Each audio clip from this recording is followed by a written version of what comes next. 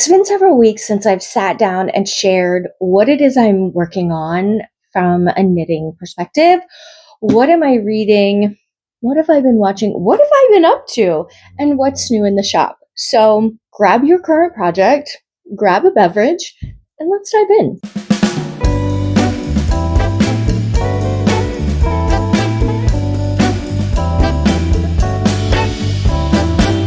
Welcome back, friends.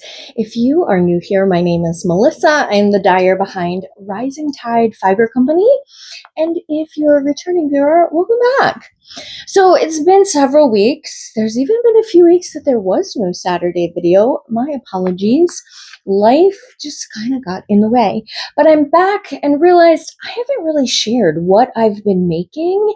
And I know some people have been asking me, what have I been up to in regards to books? So today's the day I'm going to share all those details. Let's start with finished objects because that's going to be the easiest section. I have not finished a single project since we sat down.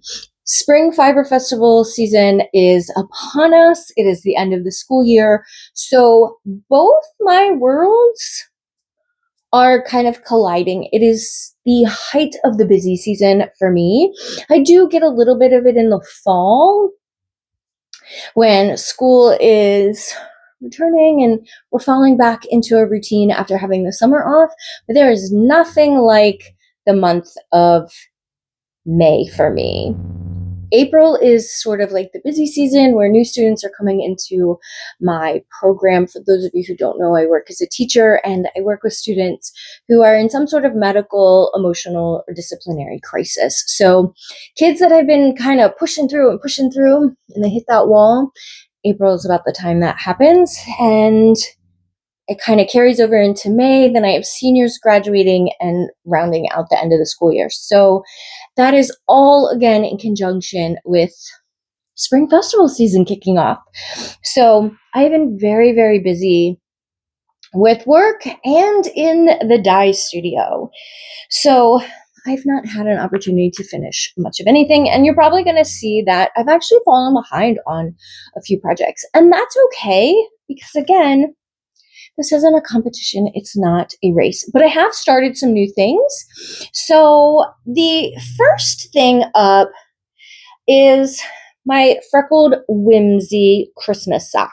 So I don't really remember where I was, but this is all the progress that I've made on my April sock. Just one, not two. So I need to do a few more inches, I think, on the foot, and then I can do the toe, and then I can cast on my next sock and get these finished. My arbitrary goal for myself was to knit a pair of Christmas socks every month. And so I have the Freckled Whimsy subscription where every month I get a Christmas/winter themed sock set. That's what phrase I'm looking for. And I was successful January, February, and March. April got a little dicey. This is all the progress that I made. So I did receive May's colorway, which to me is not very Christmassy. It is definitely wintry. This is called Winter Patina. It has beautiful rust blues grains, very earthy. So while this is a beautiful color, it's not really going to fit the aesthetic of my Christmas box of socks. So I am definitely keeping this. To me, this is more of like a January color. So maybe I will cast it on a little bit later, but I have her first year subscription. So I will probably pick something from that because I didn't cast on any of those. And pick one of those and cast on. I did recently, just yesterday, get my June colorway. So if you have this subscription and you haven't gotten your June colorway, you're going to want to look away now. This one is called Elf Squad. And I'm not really going to talk about the colors unless people are looking away, but this screams Christmas to me. So this will get casted on. If you were looking away, you can look now. I do have another sock that I had picked up. I don't know what I did with it because I literally just threw it in my back. Oh, I know. It's by the back door. It was a sock that I had gotten a couple inches on a few years ago. It's called Peppermint Bark. It's like a pale pink with like brown and pink speckles on it. I had picked it up to go to the movies last week, and so I didn't knit the entire movie. I was with my sister, but I did do a few inches on it, and I just stuck it by the back door. So when I'm going out and I'm sitting outside on my patio where the dogs are kind of playing or just looking for attention, then I have something other than my phone to play on. So they're just kind of a random sock that I picked back up. Then we have my bibliophile shawl. So this is the Knit Along for Frogget Yarns monthly club colorway. Tasha selects a fantasy novel and they read it, in her book club. She got Paisley Pearl Designs to design a mystery knit along. And so I am not quite through my April section. I still have parts of, let's face it, I'm maybe halfway through, and then I need to do the garter ridge.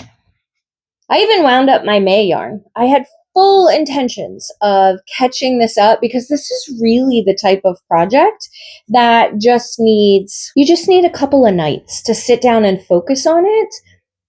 I just haven't done it. And this is not a surprise because she's posted it online. I have my June color already.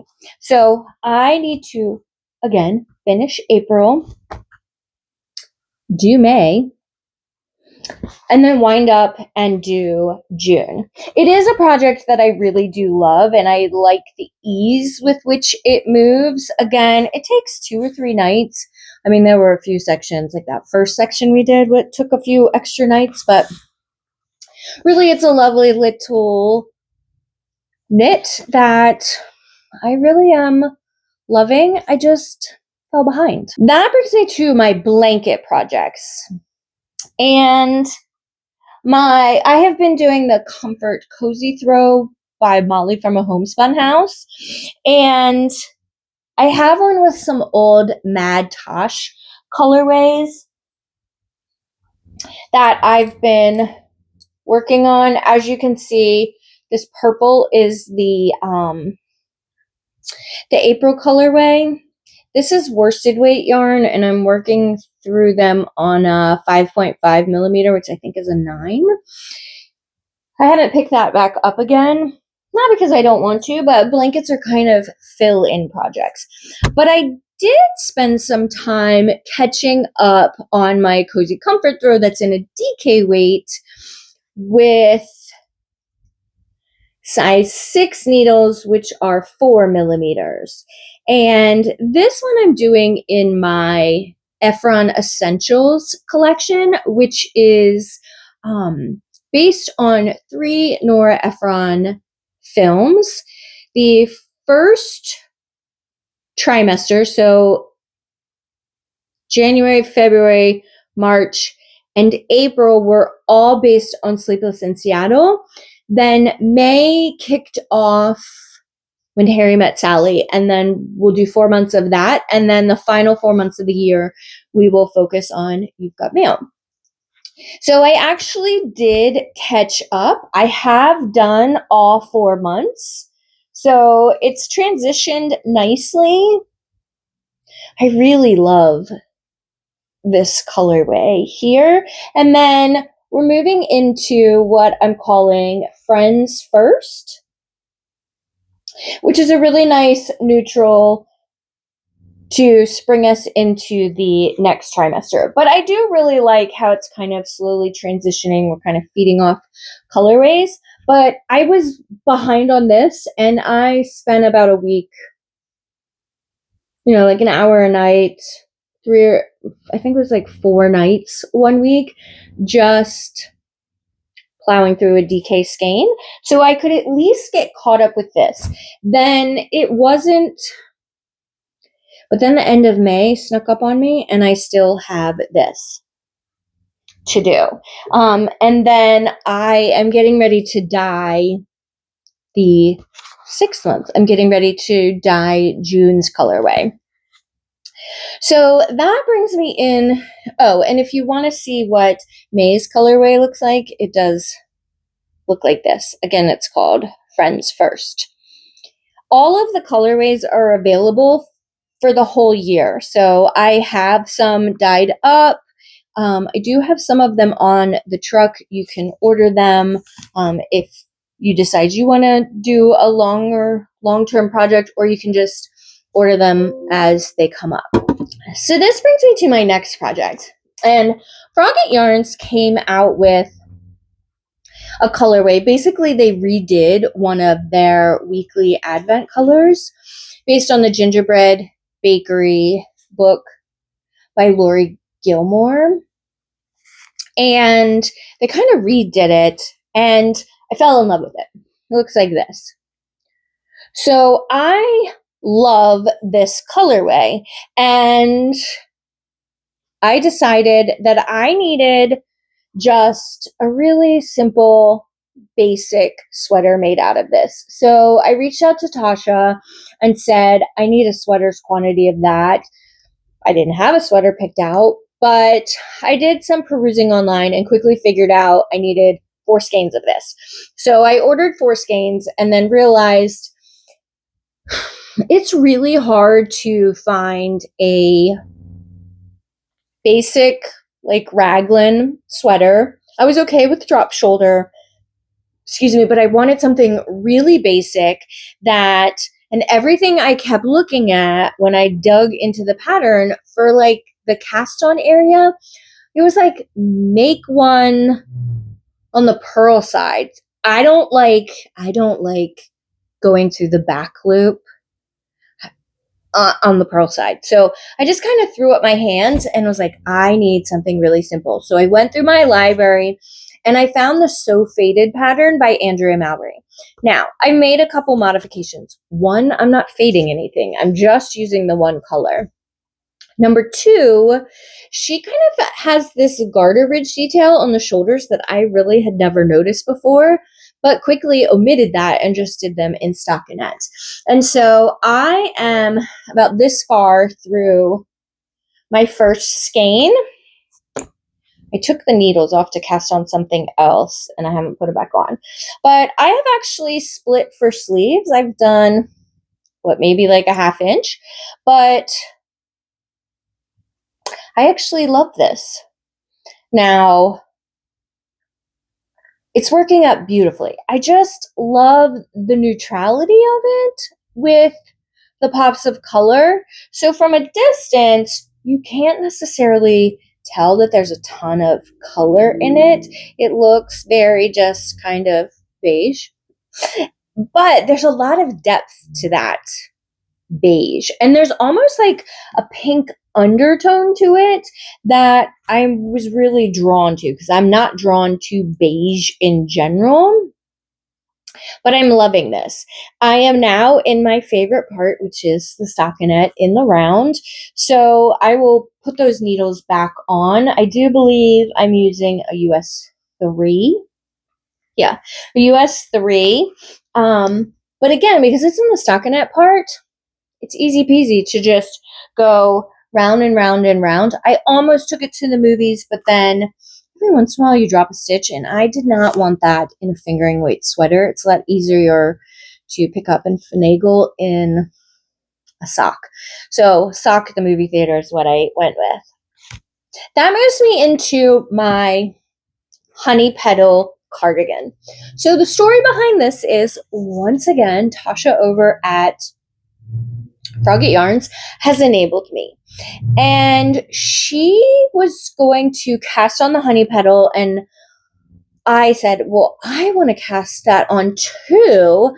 And she was looking at Holst Garn yarn, I think it's the Coast. Hold on. Holst Garn Coast, which is a fingering weight, and we needed, I think it's sport weight. So holding it double, it's a 55% lamb's wool, 45% cotton. Obviously, I could have used my own 50-50 cotton wool blend, but I thought, I've never used Holst Garn.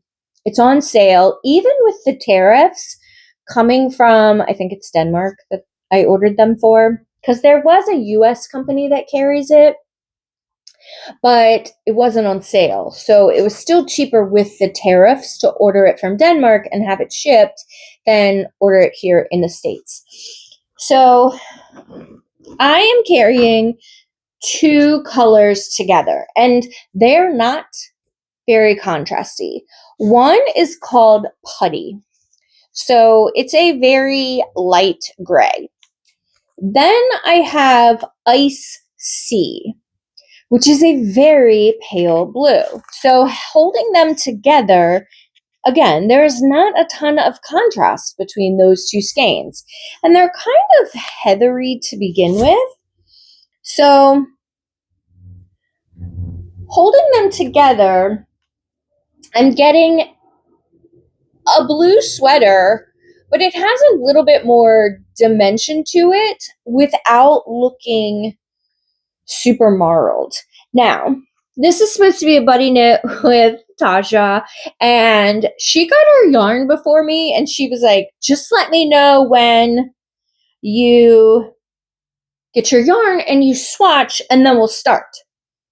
So I sent her a message one night and said, I got my yarn, I'm swatching now. She didn't cast on, and we got to a fiber festival, I don't know, like a month ago, and I said, hey, did you bring your honey petal cardigan? We can record together. She didn't cast on. So she promptly, when she got home from that fiber festival, cast on. It took her a couple tries to get her numbers right, but I promptly stopped knitting mine because I didn't want to plow through the sweater when we're supposed to be buddy knitting it. So I stopped because I have already split 4 sleeves. But that's all I did. All I did was go one round. No, I didn't even go one round. I literally just split 4 sleeves and left it there. And so I haven't touched this in about a month. Now, I made a silly amount of progress, although I will say, because it's coming up to like a sport or DK, it might be a DK, this is like 75 rows. It's not a ton of knitting. It definitely took, I'd say, like 3, maybe 4 nights. It didn't take me long, but I thought for certain that she would be so far ahead of me. And then it turns out I ended up so far ahead of her. So again, I haven't touched it in about a month to kind of give her the opportunity to play a little bit of catch up and then actually like buddy knit it. But that is my honey petal cardigan. I am knitting it on US 4s, which are 3.5 millimeter. I really like it. If you look at Andrea Mowry's pattern, she has like a dueling stripe thing going on. I wasn't interested in stripes. I usually have like a graphic tee or something on under my cardigans, or I'm going to wear it. This is a summer weight one, so I might have a dress on that could have graphics on it or like a floral pattern. I don't need stripes competing with floral or like some sort of graphic. So I intentionally chose mine as a solid color or the marled coloring. I did also get like, I think it was called Fairy Pink in the same yarn from Holst Garn in case I didn't like the blue and silver together. But now that's just in stash because I'm not making 2 of them. I mean, I could potentially pick another one, but it was like a ballerina type pink, but well, more like a bubblegum pink because it was a lot brighter. They called it, again, I think, fairy pink. That leads me to my next cast on. I have a new yarn that I'm premiering this weekend, and so I wanted a sample, one for the knit along that I'm going to talk about in shop news, and I'll probably do a special video on it. But I needed a basic sweater, so I casted on the DRK Everyday sweater by Andrea Mowry. I seem to be on an Andrea Mowry kick. But in all fairness, she writes a really clean pattern that I find really easy to follow. And you get used to a particular designer's patterns, particularly the more minimalistic ones, and you kind of run with it. So the yarn I'm using is new. It's actually a cotton tube, chain plied tube, and alpaca yarn is blown through it. So it has a bit of a halo but this is a DK weight yarn. This pattern is sport. The yarn is deceiving. It has sport yardage, but it knits up at a DK weight gauge. And so this is another one where I cast it on and I have only split 4 sleeves. And so it is, because the alpaca is blown through it, it is very light, like super light yarn. It hardly weighs anything. And so I'm doing just a basic sweater. I will probably do some other samples in it as well, but it's incredibly soft. It's light and airy. So this is my DRK Everyday sweater. This is still my first ball of yarn, and I'm doing a size 4. So you can see the yardage goes a long way. Now, by the time this video airs, this will all be on the website and you can go and order it. I'm in love with this yarn. I hope everyone else loves it too. I'll be premiering it in a few weeks next weekend at the new the new Virginia Fiber Festival. So that takes me into shop news. So the new base. I haven't named it yet. It'll be named by the time we're done. But I'm in love with it. Again, it's that cotton chain plied tube, and then alpaca is blown through it. So it gives you that nice halo-y look without having to carry something with it. And again, it's super lightweight. The knit along that I'm hoping to do another sample in is, I think it's the Watermark. So if you have been around my business or you follow Marie Green, you know that for the last 9 years, she's done something called the 4-day knit along. Now, it was in no way, shape, or form a 4-day knit along. She just happened to kind of challenge herself to knit a sweater in 4 days, and she can. So she created a month-long knit along every month, and she developed a pattern. The last couple of years, it's been t-shirts. We've had cardigans. We've had pullovers. It's been a really great knit along every July.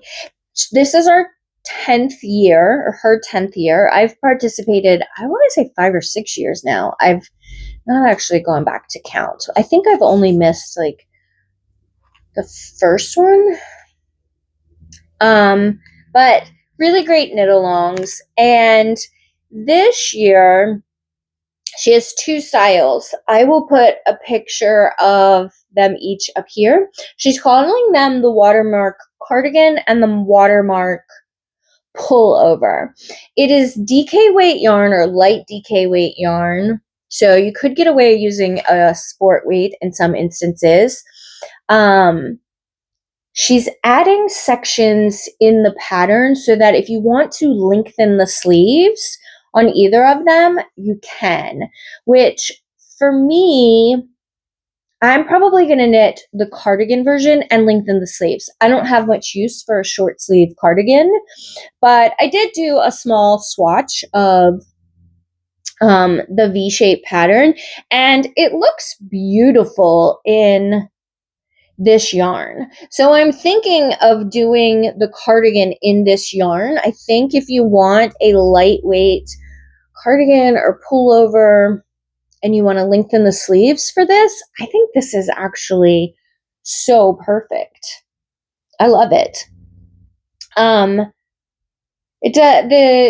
The knit along doesn't start until July. So next week I will probably put out a video talking about my ideas for the knit along, particularly if you want to use this yarn or if you want to use, say, my 50-50 cotton wool blend. I do have something called the Suffolk base, and that is a alpaca silk linen combination that I think would be pretty amazing as well. Efron Essentials, you can still get all the colorways. Again, this is May's colorway for Friends First from When Harry Met Sally. They're all up to this point on the website. June's colorway will probably, I tried to get it up around the 10th of the month. And then lastly, for shop news is Advents. Advents are going to close on the 10th. So we have less than a week for you to get your order in for an Advent. So I am closing my daily Advent and my weekly Advent. So if you want either of them, the 24-day or 25-day Advent, it is a collaboration with Frogget Yarns. She's dyeing half the colorways. I am dyeing the other half. We're alternating days. Like one person has odd days, one person has even days, so that they flow nicely and are cohesive. This is telling the story of our two mascots, William and Yarnold. So William is the frog, Yarnold is the crab. And so with every daily yarn mini skein, you're also getting a piece of a story that we've written. There's a collaboration with Kelsey from Littlest Charm Co. All the details are on my website. I'll link it down below. And then my weekly Advent is based on holiday romance tropes. So think holiday baking, getting snowed in together, that sort of thing.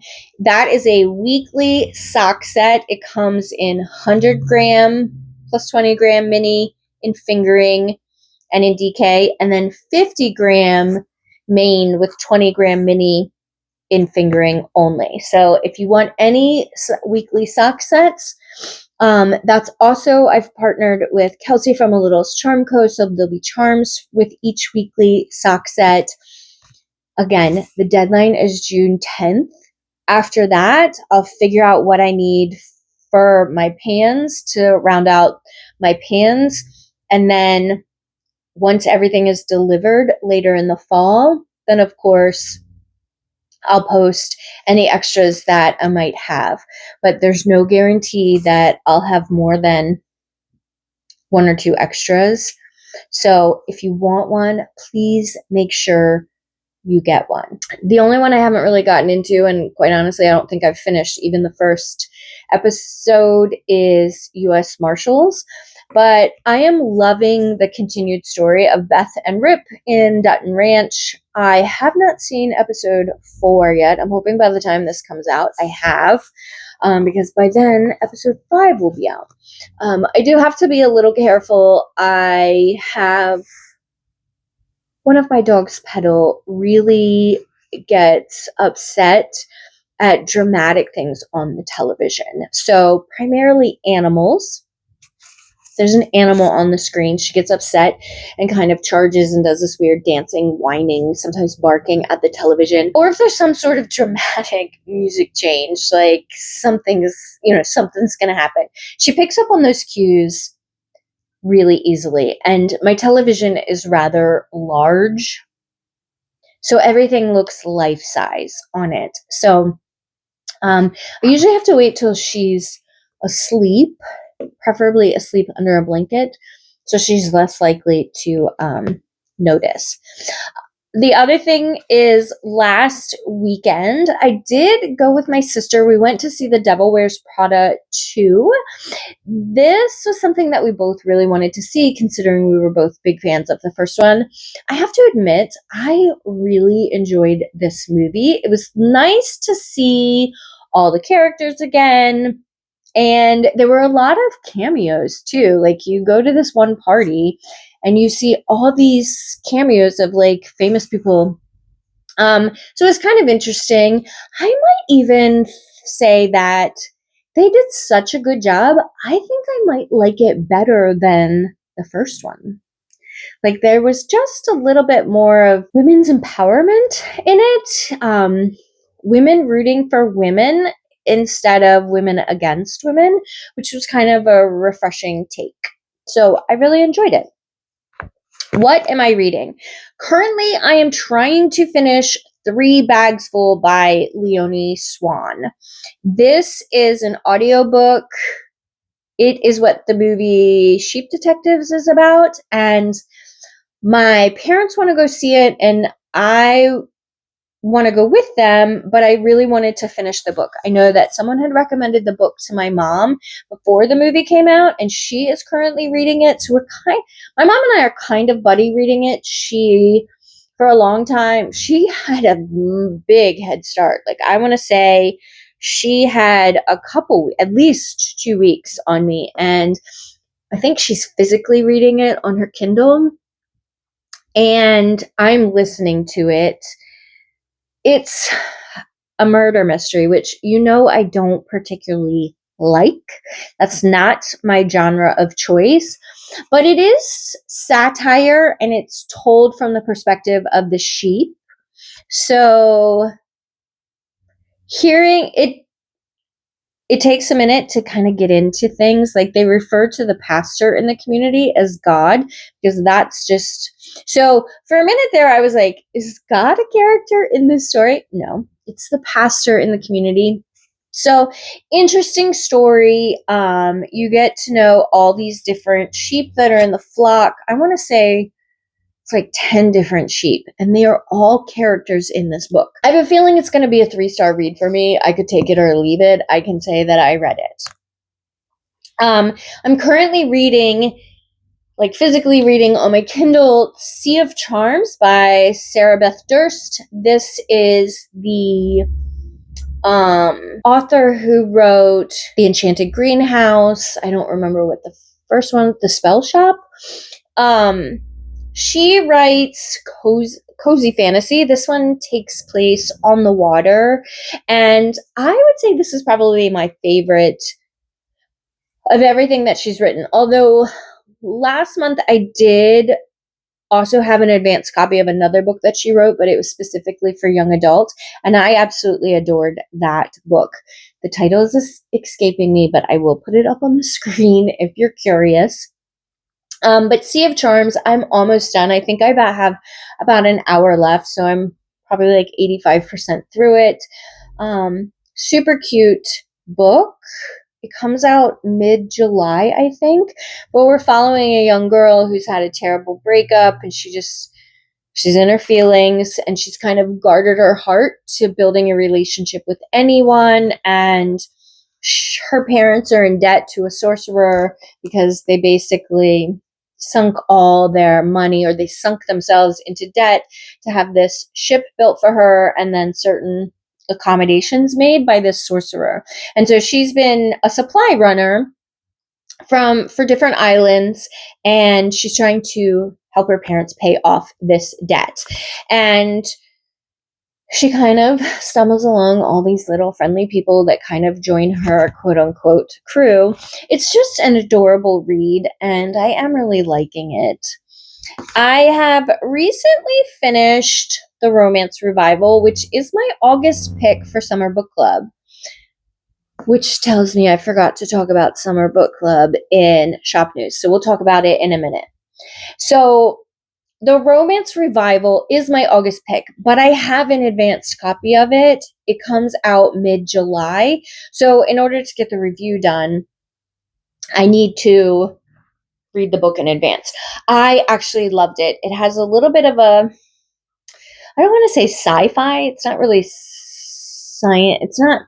There's not really fantasy in it, but it definitely has a STEM element to it. If you want to know more about this book, I share it in a video from a couple weeks ago where I talk about Summer Book Club. So while we're on the topic of Summer Book Club, let's talk about it. So a couple of years ago, I just stopped doing Summer Book Club. It was just something where I had gotten uninspired. So I gave it up for a few summers. And this summer, I got really inspired by all the beautiful covers that are coming out for new books. I have always been a huge fan of what has traditionally been referred to as women's fiction.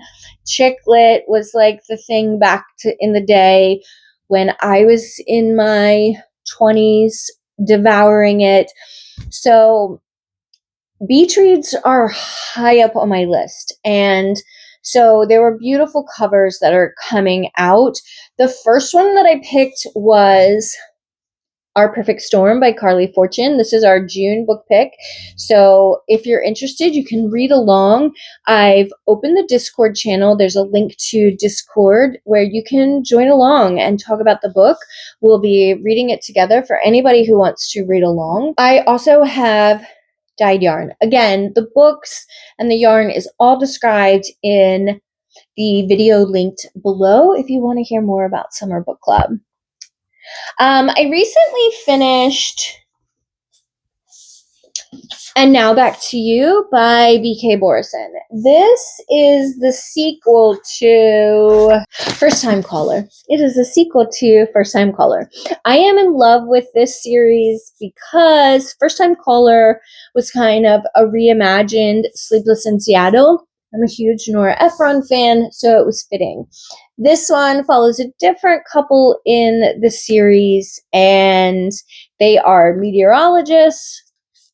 And, it takes their characters in Baltimore. Like, the whole story takes place in Baltimore. So that's another reason why I love it. B.K. Borison lives in Baltimore. So she's a local author to me. And they go out to Western Maryland for the snowstorm of the year, and they get snowed in together. You know, that romance trope. I thoroughly enjoyed this one. There is a new one coming out, I want to say in September, called Longtime Listener. So it's a trilogy to this one. I also read The Names by Florence Knapp. This is not a very long book. This was a Book of the Year finalist last year, and it was okay. I actually listened to it for the majority of it. I kind of tag teamed this one, and this one I didn't find so gripping, but it kind of, we're following a woman and her son. She kind of changes her name. Her husband beats the hell out of her. She gets divorced, but it kind of follows the son and the different variations of his name as it's been changed or what he goes by. Hence why it's called The Names, and, you know, what a name means to a person. It was all right. I could take it or leave it. It was just okay. I also recently finished Lady Tremaine by Rachel Hockhauser. I loved this book. This was a 5-star read for me. This is Cinderella reimagined, but told from the evil stepmother's point of view. And I'm going to tell you right now, this book is so good. It will make you think Cinderella is a snot, and you will feel so sorry for the stepmother. Like, it turns the story of Cinderella on its head. It is such a great book. I loved this one. I tell people all the time, like, this is a great retelling from a different perspective. And then, of course, like everyone else, I have read Yesteryear. I devoured this one.